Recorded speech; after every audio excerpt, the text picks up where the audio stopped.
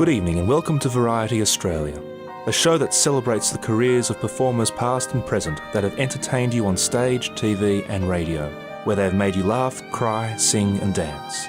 They've all helped create thousands of memories of good times for audiences across Australia. You're listening to Fine Music 102.5 FM. My name is Vov Dylan and it's my great honour to be presenting tonight's program. Tonight's guest is a man that has graced every platform you can think of with a career of international proportions as a singer. He has been referred to as the singer's singer. His big band performances took him around the world where not only was he loved by audiences but by musicians alike.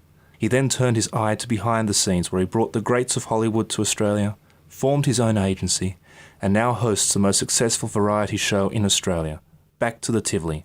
Ladies and gentlemen, Wayne Cornell.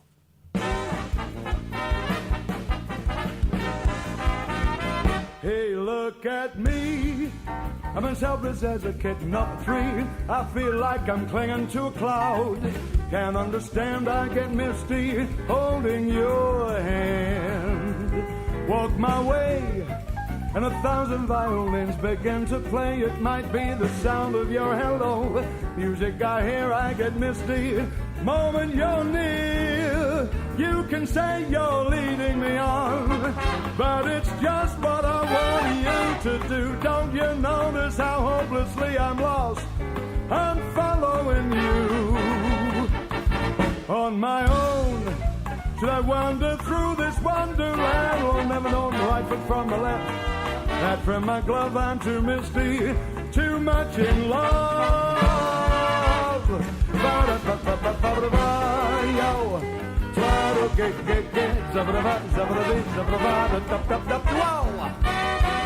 You can say you're leading me on, but it's just what I want you to do. Don't you notice how hopelessly I'm lost?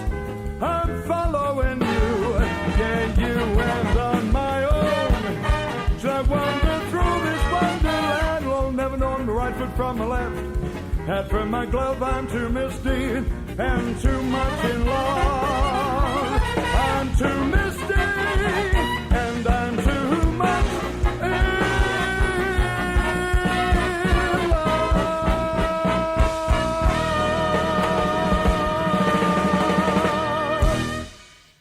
That was Misty, performed by the one and only Wayne Cornell, who we have in the studio with us today. Wayne, welcome to Fine Music 102.5 FM. Great to be here, Vov. Let's take your story right to the beginning. Born in Australia? Born in Woolloomooloo. As a student, I take it you were a good student, focused on your school studies?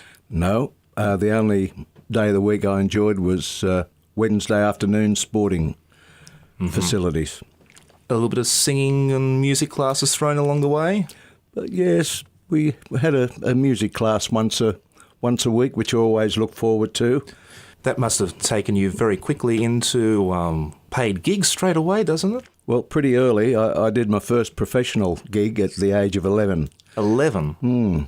Hang on, 11 years old? 11 years old. Okay, Yep. So when did you leave school?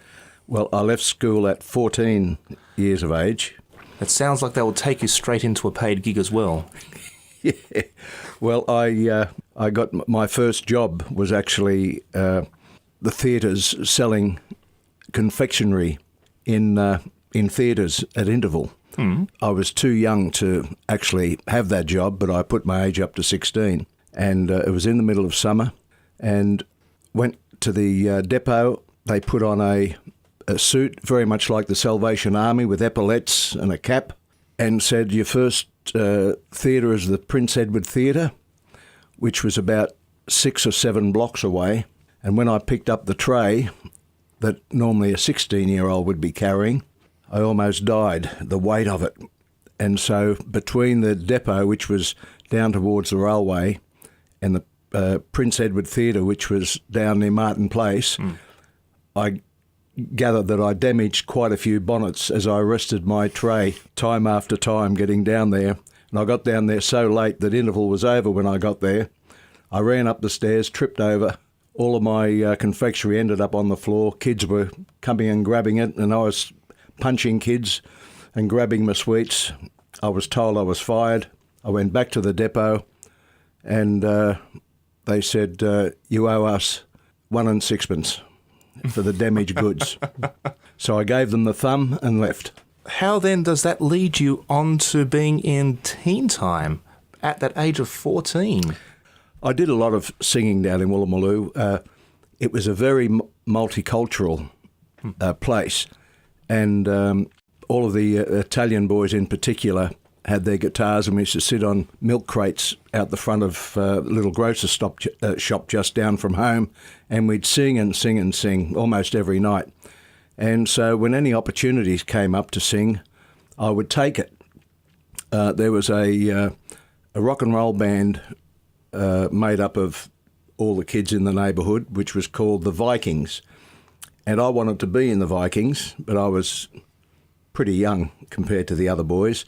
But I decided that I'd go and have a jacket made the same as the band, and I turned up one night at some gig in Leichhardt and walked up on stage and started playing the piano, which was just single note octaves. I couldn't play a chord. So I thought, I like this. And so I looked out for all kinds of opportunities. So I went into talent quests and so on. And then the Vikings asked me to join them a bit later on. I was playing at the Phyllis Bates Ballroom in Sydney, and our singer didn't show up. So the promoter said, well, somebody has to sing. A famous band's coming today to listen to the band. It's Keith Walsh, who was the host of Teen Time. And so the guy said, you sing. I said, I'm not going to sing in front of him. They said, well, you better sing. Well, I only knew 2 songs. It was Tutti Frutti and Danny Boy. And so I sang, and he said, how would you like to appear on my show? So I'd love to. He said, okay, be at Channel 7 at 2 o'clock on Wednesday or Tuesday, whenever the show was on. I went out there, did my first television appearance, and that was the start of my professional career as a whole. And of course, with all those TV shows in the days, one of the things that was very popular amongst the stations was to do songs and combine them up as medleys. Oh, yeah. Yes, and I've got one recording of yours which shows a great, what I believe they call nowadays as a mashup, based around Chicago.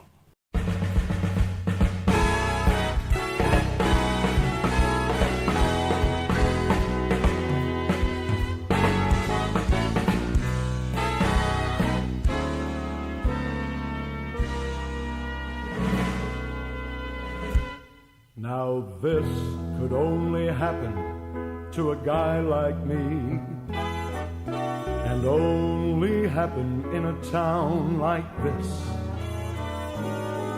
And so I say to each of you most gratefully,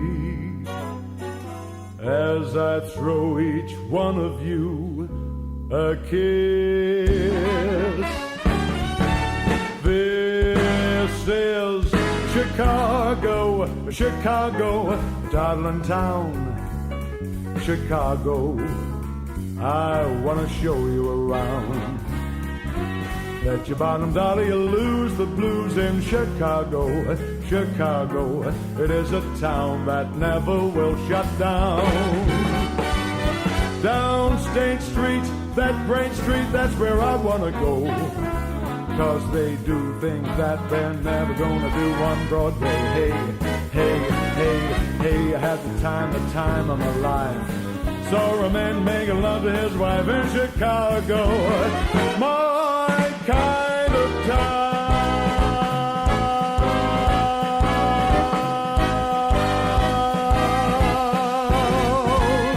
Hey, this is my kind of town. Chicago is, it's my kind of town. My kind of people too, and people who smile at you.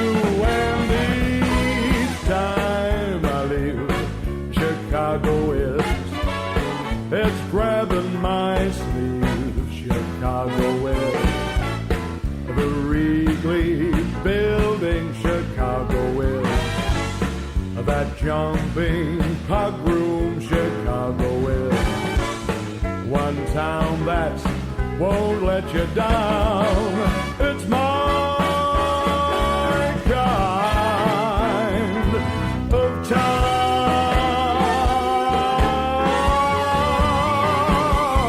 I had the time of my life. Our dogs are not crushing an old Magnum knife in Chicago. My hometown. Chicago. Chicago and My Kind of Town, a medley performed by Wayne Cornell. This is Vov Dylan, and you're listening to Variety Australia on Fine Music 102.5 FM. Wayne, at this early stage, what TV shows were you appearing on in Australia? Well, apart from Teen Time, Saturday Date, Bandstand, wonderful Bandstand, 6 o'clock Rock, Sing Sing Sing, In Sydney Tonight, the Bobby Lim Sound of Music show, Review 60, Review 61. I mean, there were television shows in those days. Unfortunately, Absolutely. There's no variety television shows Unfortunately not. in this day and age.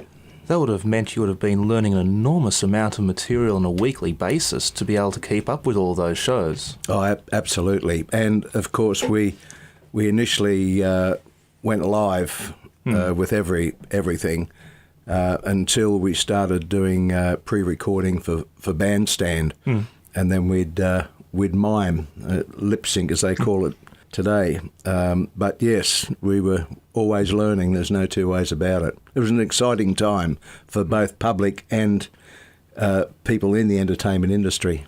In fact, it's quite safe to say, in addition to the Australian TV shows you were doing, I believe you were in about 200 TV shows around the world as well. Is that right? I've done over 200 television shows in general, all round. But yes, I did television shows in Europe and Britain and America. And I spent quite a lot of my time, especially in the latter part of the 70s, the mid-80s to the early 90s. Spent a lot of time in America. And so, yeah, it was wonderful, very privileged. Yes, that would have been quite a variety of music as well from those styles. We've always been hearing you doing a lot of the jazz standards, but also a lot of the rock standards as well. Yeah, well, because I started off as a finger-clicking rock and roller, and then for a while I went into a folk group called the Sapphires, who were actually a very, very good group. They had a big hit called Hey Johnny Gunslinger. Yeah, so I varied quite a bit over the years in styles. I guess it's safe to say you wanted to be around everything to do with variety and music and performance. I think that might even be a song cue for I Want to Be Around.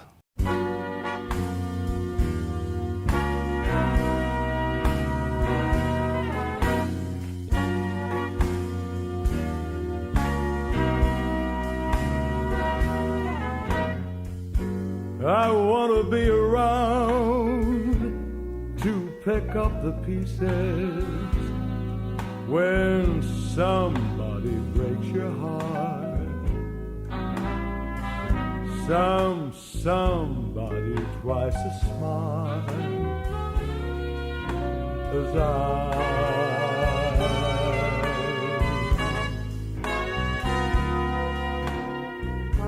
somebody who will swear to be true like you used to do with me,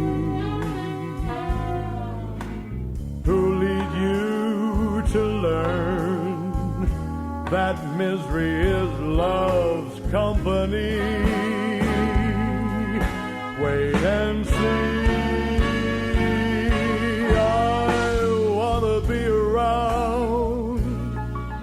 See how he does it when he breaks your heart to bits. And let's see if that puzzle fits so fine. And that's when I'll discover that revenge is sweet.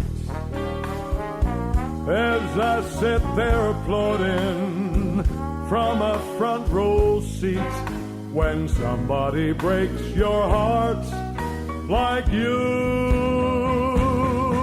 broke mine, I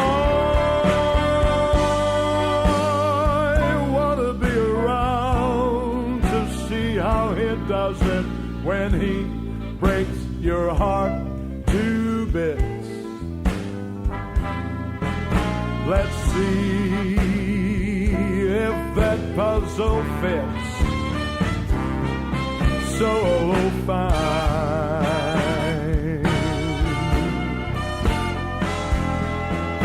And that's when I'll discover that revenge is sweet. As I sit there applauding from a front row seat, when somebody breaks your heart like you broke mine, you broke mine. When somebody breaks your heart like you broke mine.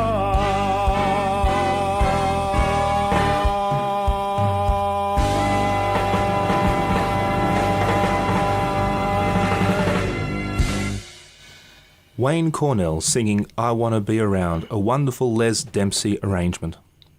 Wayne, perhaps later on in the show we might convince you to do a number for us? A live number, you mean? Absolutely. Well, I've always been a ham, why not? Fantastic. Now, over the years, as you mentioned, you started off as being a finger-snapping rock and roller. Roland Storm, good old rock and Roland Storm, refers to you as the singer's singer. I love Rolly. Oh, absolutely. He's great. We go back to, I think, when I was about 16. Yeah. And with all of that, you were working with some great rock and roll groups. But I would say that probably the most famous group you were associated with was the Deltones, the group that's still very active today. Oh, absolutely. Yeah, that was in the 60s. I was approached to become lead singer of the Deltones after Cole Loughnane decided to leave and become a full-time musician. So I joined the group, and that was a very exciting time for me. And it taught me a lot of professionalism, because up until that particular time, I used to wear my clothes to the gig and go home in the same clothes. And they taught me that you have to be very, very fresh. You have to be the best dressed man in the room, not dress like everybody in the audience. And then we rehearsed every afternoon, because that was something that I didn't do. I didn't bother rehearsing. I just did it. And so they taught me a lot of really good professional points to carry on with throughout my career. There's actually been one thing I've been very impressed by when looking at the things you've done, and that is that your professionalism and your constant strive to try and improve what it is that you're doing. A lot of people wouldn't realise, for example, you spent a lot of years studying classical and jazz guitar. I wanted so badly as a kid, when I say as a kid, about 8 years old, to study piano, and my father wouldn't let me. He said I was destined to be a boxer. And so my brother, 2 years older than myself, he was the blonde-haired boy of the family. All the neighbours would love to have adopted him. I was kind of a bum, wasn't thrilled to have a bath, and so I wasn't the favourite. And so he thought I would do something rough and tough, and he decided to pay for tuition for my brother, who didn't want to learn piano. After two lessons, he gave it up, but my father still wouldn't send me, which I told him I'd never forgive him for. And so I had to wait until I was 31 in the position to start studying, which is very, very, very late in life. So I couldn't read music up until I was 31. Wow. By 31, you would have been you're a well-established, seasoned performer. Yeah. What made you decide at that point in time to go, no, I'm going to go and study this craft so finely? Well, I always wanted to study music. That was one thing I wanted to do. I wanted to understand music more. And I thought, now at this stage I'm doing so much travelling, trying to practice piano when I'm travelling will be very difficult. So I loved guitar, and I loved the sound of classical guitar or any form of fingerstyle guitar. And so I decided that it would be classical guitar that I would study. And I studied under the wonderful, wonderful man, Jan Gold, and he put me into con. And then I studied with wonderful jazz guitarist. One thing which I've also noticed with all these tracks that we've been listening to, and also from the way the musicians around the traps speak about you, is that you have these fantastic arrangements. I imagine that a lot of these arrangements would have come from your love of music from having done all this extra study as well. I was one of those young kids that went to see every cabaret concert star perform. I used to sell papers and save my money up to go to the Tivoli or anywhere else. And even as a teenager, when I was working professionally, I used to go to Checkers nightclub and Andres, Latin Quarters and so on to watch the stars. And all my mates at the time thought I was an idiot, you know. But I learnt so much. I always remember Billy Eckstein walked on stage one night at Andres, and I just sat there and my eyes popped. He had the greatest suit I've ever seen in my life. I still haven't seen a better one. And when he walked on stage, before he opened his mouth, he was a star. And I went, wow, how impressive is that? So the next day, I went and found a tailor instead of just buying off-the-rack clothes. Even at 16, I went and got tailor-made suits. When I heard the arrangements from that these guys worked with, I thought, wow, I want those arrangements too. So I found out who the best arrangers were. I was always poor, but boy, did I have a great book of arrangements, you know, from 3-piece to 10-piece to 17-piece to full symphonic arrangements, you know. And it was just fabulous to hear this happening behind me, you know. It was just, that's what show business was about for me. Yeah, many people have said you've actually had the best book in the business with all of your arrangements. How about we hear one of those arrangements with Wayne Cornell and Just a Gigolo?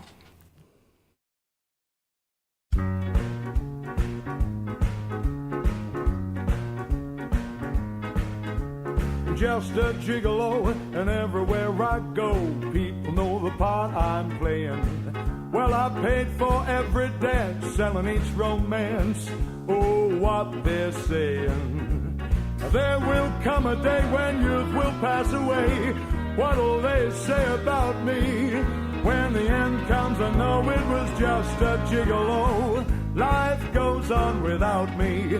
I'm just a gigolo, and everywhere I go, people know the part I'm playing. Well, I paid for every dance, selling each romance.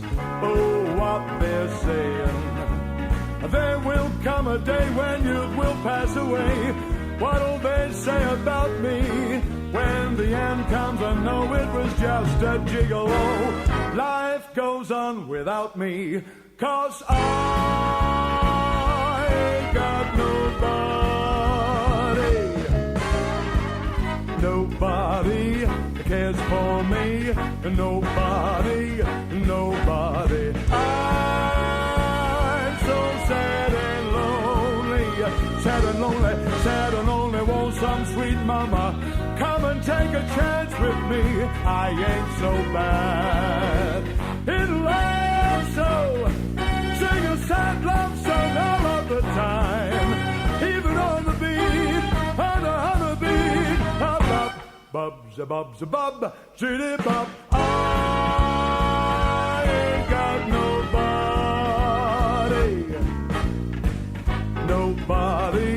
cares for me, nobody.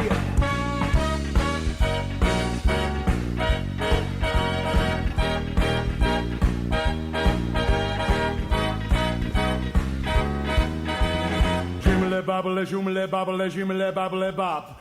I ain't got nobody. Nobody cares for me. Nobody, nobody. I'm so sad and lonely, sad and lonely, sad and lonely. Want some sweet mama? Come and take a chance with me. I ain't so bad. It loves so, it loves so, it loves so all of the time. Even on the beat, on the beat. Give up, hey, sweet mama. Whoa, whoa, whoa, whoa, whoa, whoa. I ain't got nobody. Well, I ain't got nobody. I ain't got nobody. I ain't got what nobody. Nobody cares for me. Zavazazoo and doot and wow. Oh yeah.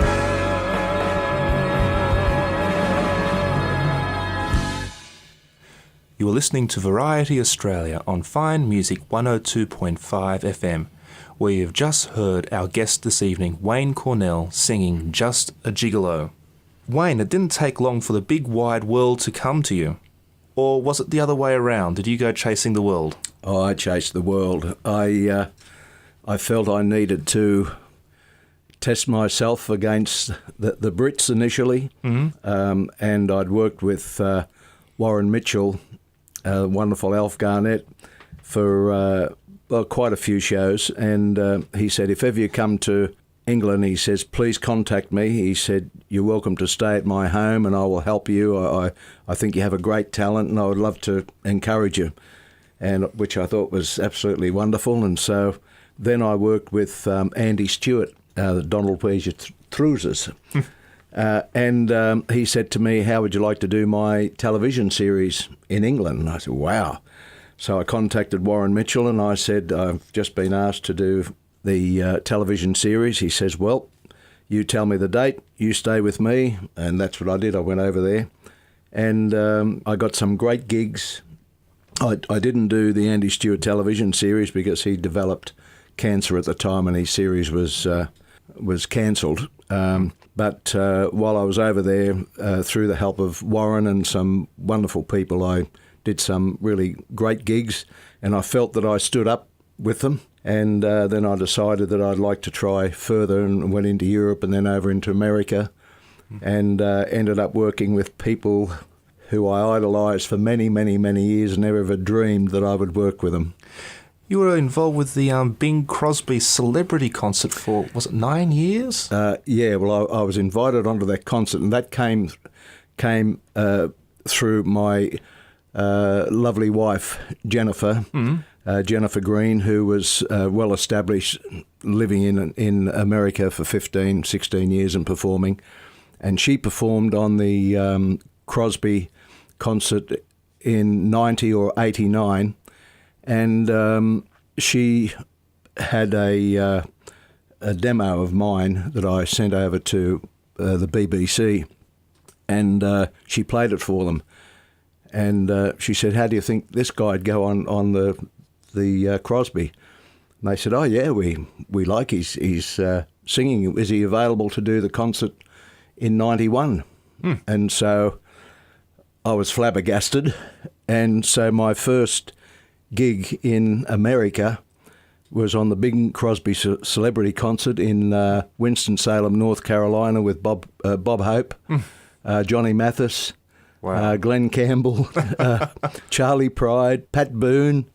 I was just in orbit. Oh, and also President Gerald Ford was there, and we were talking backstage, and I kept looking at Jennifer, thinking, "Where am I?" It was just an amazing thing, you know. Nobody could start off that way, but. Yeah. That's a no pressure. It happened. No pressure. Well, everybody was laughing at me because I'm a pacer. I'm a great pacer backstage, as you would have noticed. And my suit was absolutely sopping wet. And apparently Bob Hope and Johnny Mathis were talking about me, who's that guy? Because they could see the perspiration was pouring off me. Anyway, Jennifer explained that this was a big issue for me this particular night. Anyway, Bob Hope just came over and he said, "Would you like me to ring you out before you go on?" But anyway, so how lucky can you be? Fantastic. And to combine all those performers, but also with Jennifer Green. Yeah, it was wonderful. I mean, I would say that it was a fantastic thing for you that she walked into your life. Oh, absolutely. You recorded If She Walked Into My Life. Is that right? That's probably my all-time favourite song. I think the lyric and melody of this song is absolutely heart-wrenching. Well, in that case, shall we make this one for Jen? Absolutely. Here we go.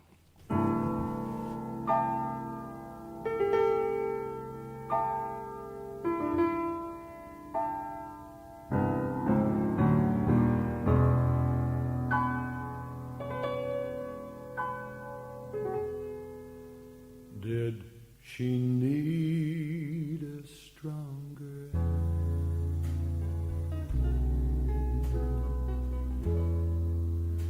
Did she need a lighter touch? Was I soft or was I tough? Did I give enough? Did I give too much?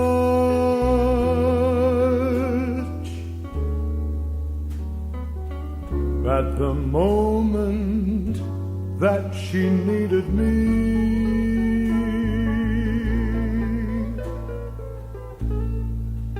did I ever turn away?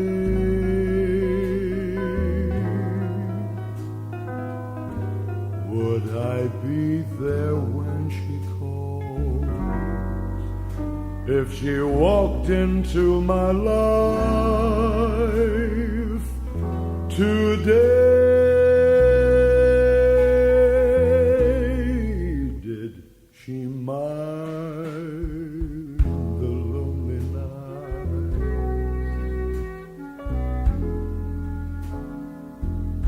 Would she count the empty day? Was I silent? Was I cold? Was I quick to scold? Was I slow to praise? And there must have been a million things that my heart forgot to say.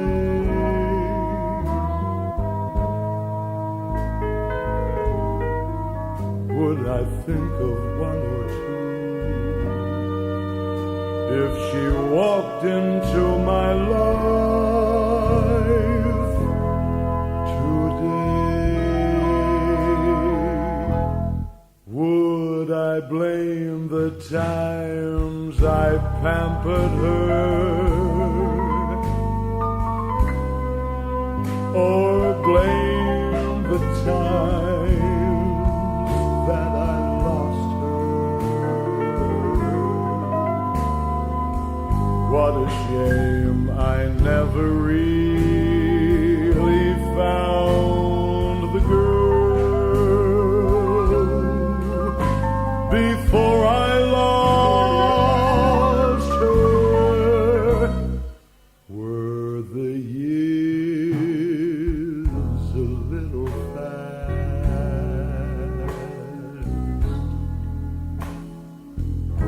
Was her world a little free?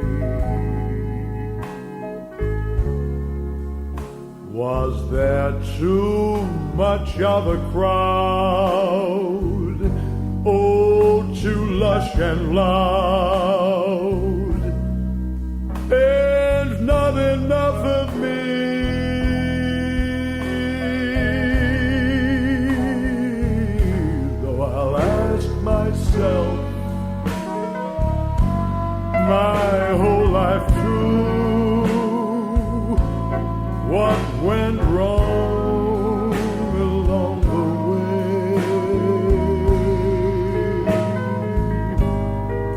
would I make the same mistake if she walked into my life today?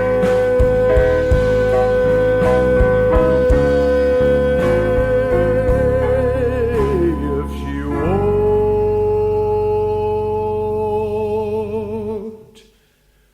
into my life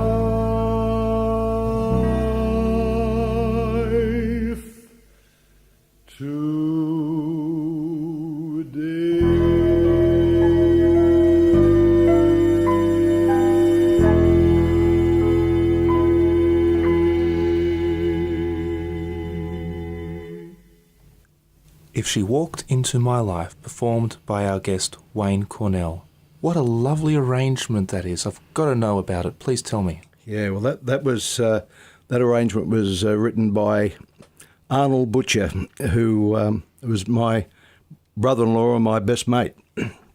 He was also my musical director for many years, and we only lost Arnold just a couple of months ago now, but I think that was probably his greatest arrangement outside of what he was very well known for, and that was orchestral arrangements. Just so sensitive, just absolutely beautiful. I kept praising him every time I'd heard that. Yeah, it's great. It's easy to hear why. Yeah. The variety stage would take you through a whole set of different circuits as well, where you used to work the international hotels with the Hilton, was it? Yeah, the Hilton Hotel Circuit, which was great for performers like ourselves at that particular time, because we'd all come through, or most of us came through the pop era, and then we were trying to find our way in the cabaret and concert scene. And so when that came up, the Hilton Hotel Circuit, that was very special. And you'd go away and do 3 weeks or 4 weeks at, for instance, the Kuala Lumpur Hilton Hotel. They called it the Paddock, the room, which was fantastic. You would do the Eagle's Nest in Hong Kong. You would do the Jakarta Hilton, Karachi Hilton, Guam Hilton, and so on. And it was just amazing. The accommodation that they used to put us in was really something special. None of us experienced that sort of thing. So for those of us that were dedicated and really, really worked hard, we grew another leg as a performer. And that was probably the best decision I ever made, doing that. And I felt that after doing quite a bit of the Hilton circuit there, that's when I felt I was ready to go and attack other countries. Fantastic. And added to that, you also started to do some of the ship cruise work as well. Yeah, well, that was I did the odd cruise early in my career, like most people go and do the odd cruise here and there, and then in the 80s, my first marriage was dissolved, and without the family responsibilities and so on, I thought that I would take up offers that had been put my way for some time, and I never took them because of my family.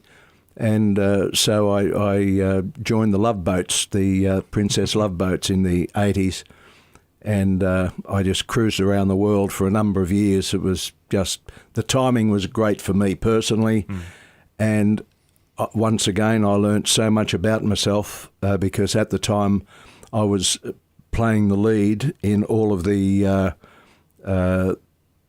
production shows. I was the male lead, and so I was doing 5 different production shows and 3 cabaret shows per cruise. Wow. And that was by 2. So that was 16 shows in 10 days or 11 days that I was doing. So it toughened me up. I was as fit as a mallee bull, and I was singing better than I've ever sung in my life. And so once again, that encouraged me, and especially with offers that I was getting from the odd producer that would come on board and so on, that encouraged me to try America. And so each of these steps were very valuable to me. I guess because I used them the right way and I didn't waste the opportunities. I worked very hard at what I did. And I suppose that would have also helped you for all the musicals that were happening in Sydney as well, because you appeared in the Opera House with one musical based on Cole Porter's life. Oh yeah, I love that. Love the music. Who wouldn't love Cole Porter absolutely. music? I think that there were 51 or 52 Cole Porter pieces that were performed in that show. And the other good thing about it was that the orchestra was two pianos, two grand pianos, and it worked a treat. It really worked a treat. And the cast was great. And matter of fact, I believe you have a guest coming on, Derek Metzger. And that was the first time that I ever worked with Derek, and that was his first gig in Australia when he came over from New Zealand. And he absolutely blew Jennifer and I away, because Jennifer was in the show as well. She played Cole Porter's wife. And so we did 18 weeks there at the Opera House, and then it went on the road. But that was fabulous. Just theatre is spectacular. Yes, it's an absolutely wonderful experience to be having. Let's hear from Wayne Cornell again with a song called On a Wonderful Day.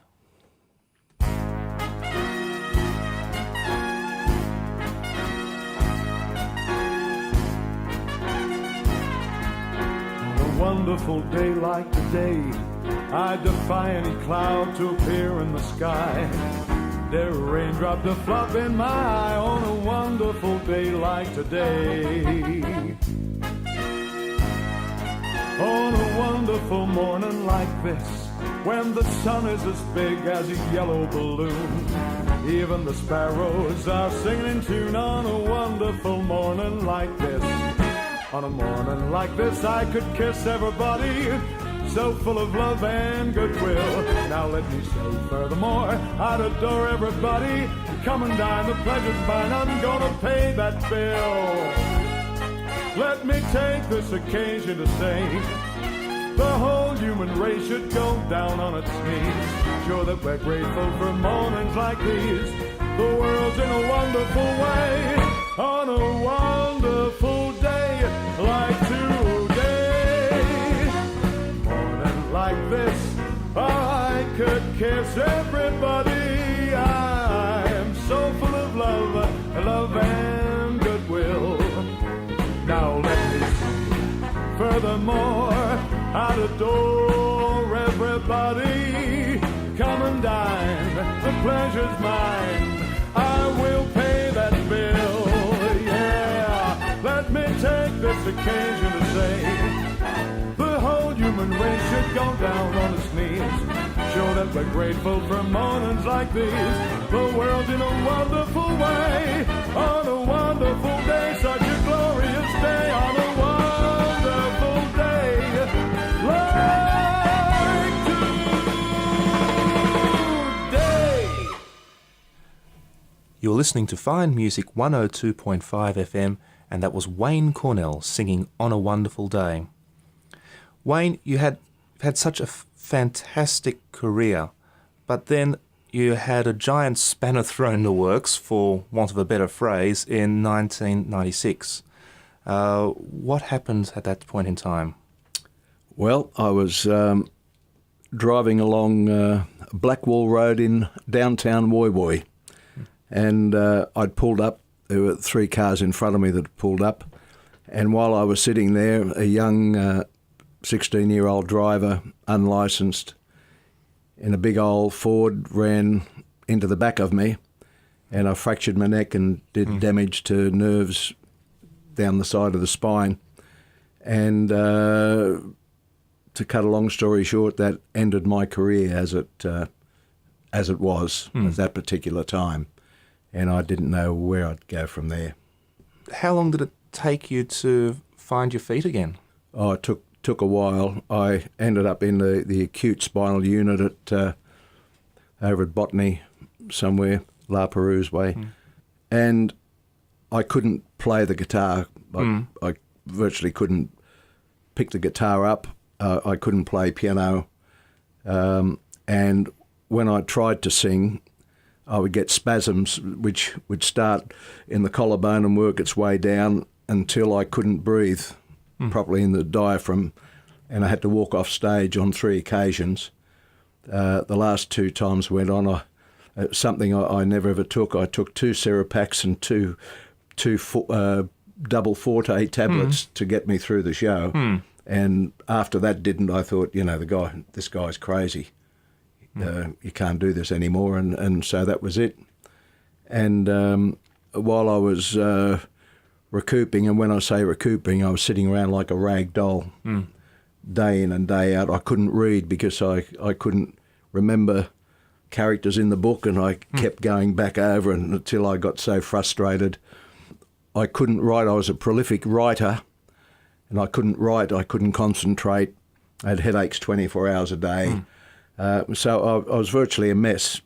Jennifer said, "Why don't we start up some kind of a business?" Because Jennifer's shows at that stage were combined with me. We were doing a double. Yes. She'd given up her solo career to build this double thing up so we could do our theatre tours in America. And so Jennifer was the one that started up G'day Hollywood Productions and started up the Tivoli. Fantastic. 1996. Wow. And so we paid somebody to host the show until such time I thought, well, I think I can do that. And so I started hosting the show, then started putting my sixpenneth in production and so on. So 18 years later, and Tivoli's still going strong, which has been fantastic for the variety industry. I would say going strong would be a rather large understatement. Yeah, it's going well. How many shows is it that you've done now with Tivoli? Well, it must be close to 1,200 shows that we've done. We've employed. It must be getting close to 15,000 entertainers, musicians, dancers, and so on along the way. And we've broken record after record with, like, for instance, to go back to a place like Twin Town Services, which is one of the greatest rooms in the country. We've just done our 168th performance in the main room. Fantastic. So it's going great. This has been such a fantastic journey. Let's hear from Wayne with a song called Lately.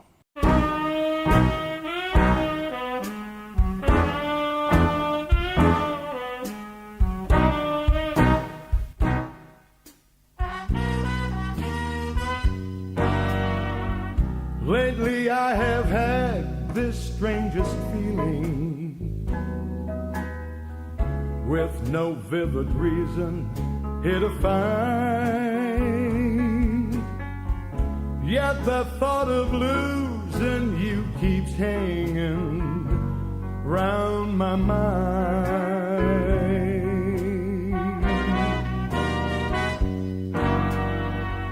Far more frequently you're wearing perfume,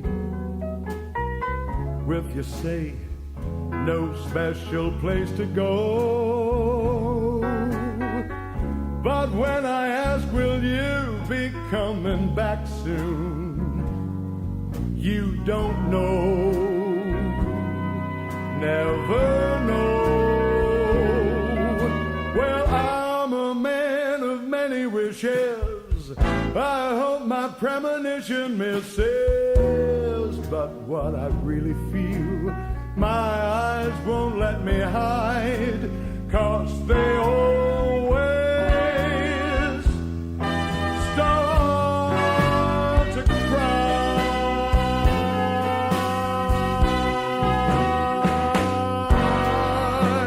Lately I've been staring in the mirror, very slowly picking me apart,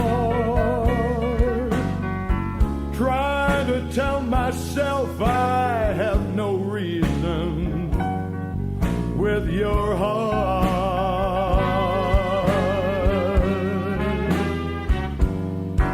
And just the other night, while were sleeping, I vaguely heard you whisper someone's name.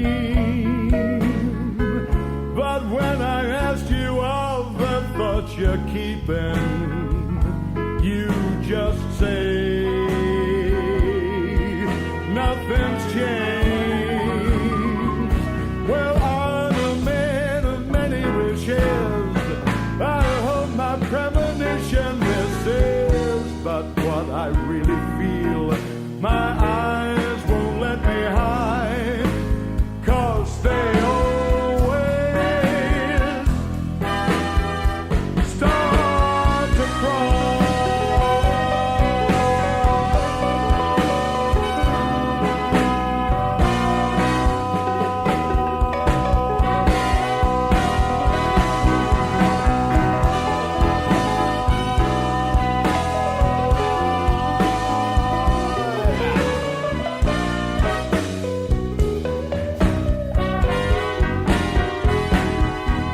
Well, I'm a man of many wishes.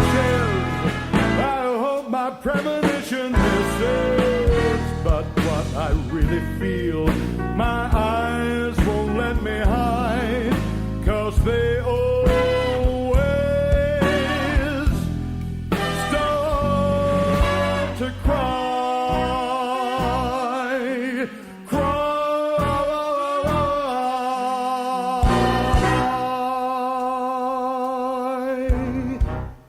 That was Wayne Cornell with Lately. Wayne, it has been an absolute thrill to have a chat with you today here at 102.5 Fine Music FM. No, it's been my pleasure. It's lovely. You said that singing and performing is no longer the main part for you after the accident, but I've worked with you enough times to know that you are singing still very well on stage. Do you think we might be able to persuade you to do a number with us today? Yeah, sure, why not? It just so happens that Glenn Amer is available for us. How about doing something like You'll Never Know? Oh, you heard that one on the Tivoli, did you? Oh, absolutely, yes. Sure. Fantastic. Ladies and gentlemen, Wayne Cornell and Glenn Amer with You'll Never Know.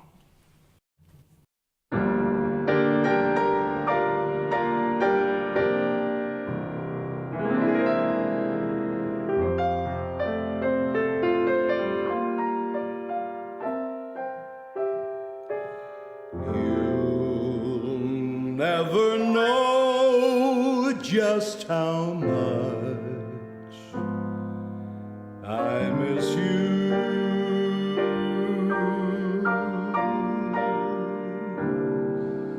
You'll never know just how much I care.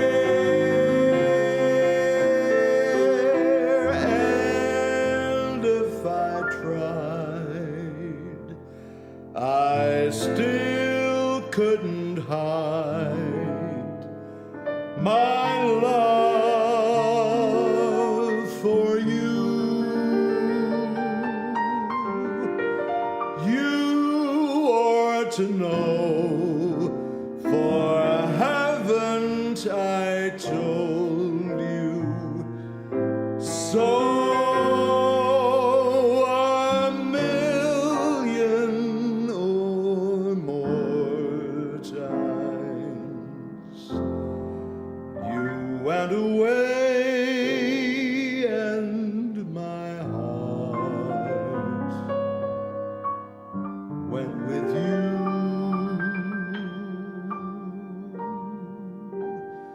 I speak your name in my every prayer.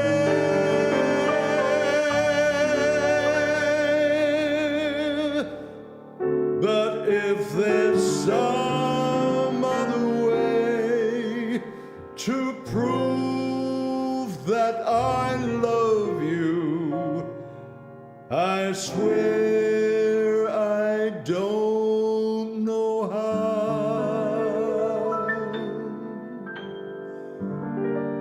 You'll never know if you don't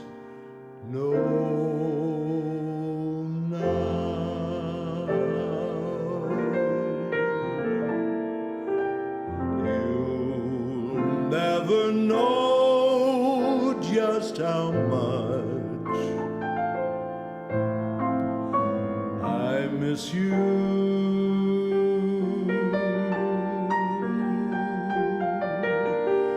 You'll never know just how much I care.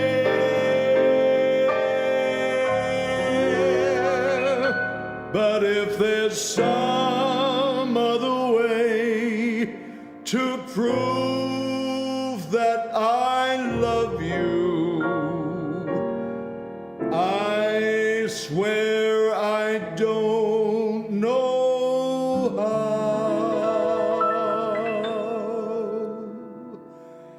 You'll never know if you don't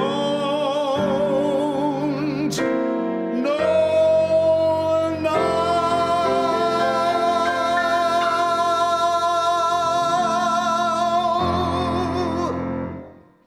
That was Wayne Cornell and Glenn Amer live at Fine Music 102.5 FM singing and playing You'll Never Know. What a fantastic performance. It's been a thrill to have you on this program. And Wayne is, as you know, the host now of Back to Tivoli.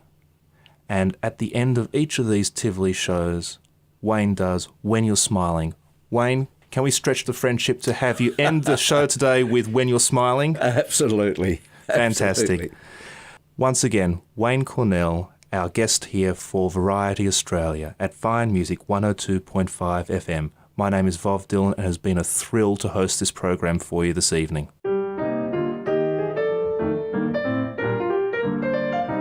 When you're smiling, the whole world smiles with you. When you're laughing, just keep on laughing, and the sun will come on shining through. When you're crying, you're gonna bring on the rain. Stop your crying, and we'll all be happy again when you're smiling. When you smile,